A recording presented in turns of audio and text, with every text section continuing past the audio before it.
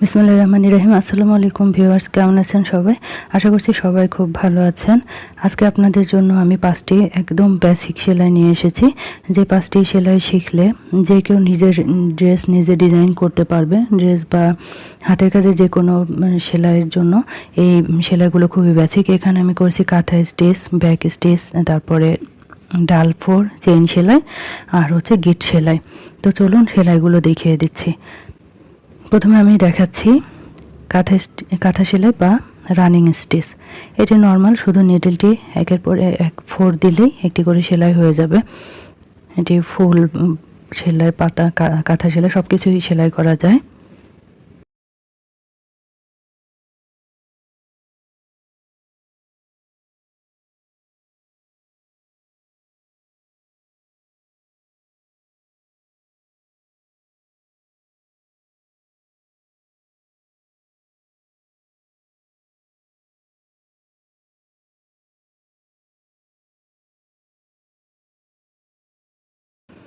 এখন আমি দেখিয়ে দিচ্ছি ব্যাক স্টিচ।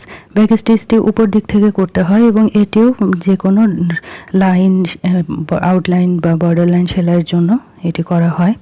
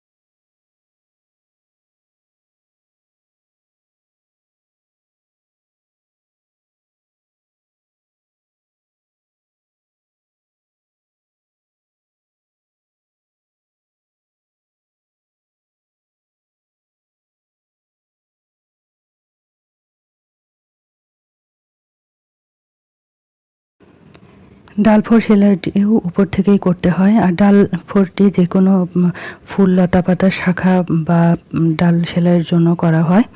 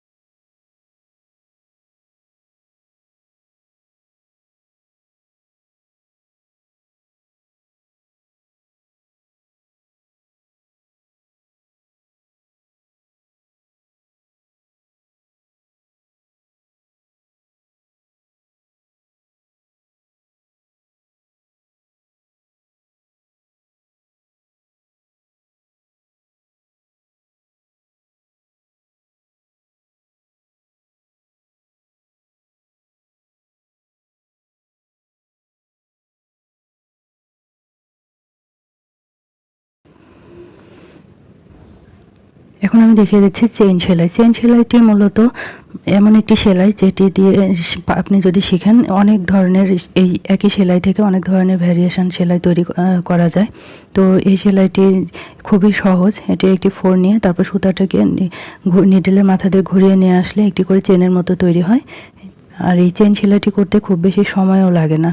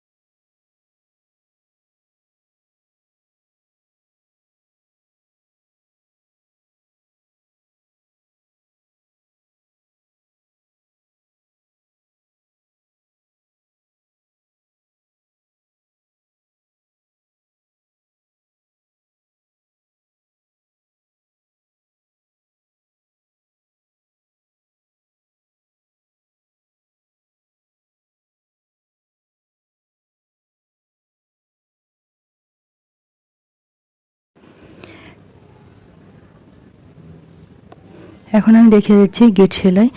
গিট সেলাইটি মূলত চেন সেলাইয়ের একটি ভ্যারিয়েশনের মতো। তো আমি এখান থেকে দেখুন সুতাটি কিছুটা দূরে উঠিয়ে নিয়েছি এবং প্রথমে একটি গিটের মতো দিচ্ছি এবং এই গিটের এই যে ফাঁকা যে অংশটি আছে এখান দিয়ে নিডলটি বের করে একটি চেন সেলাইয়ের মতো দিব, দিলে একটি গিট তৈরি হবে।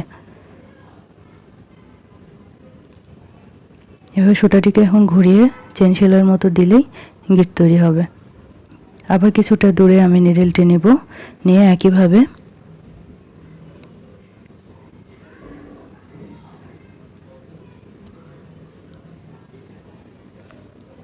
এভাবে প্রতিটি গিট তৈরি হবে।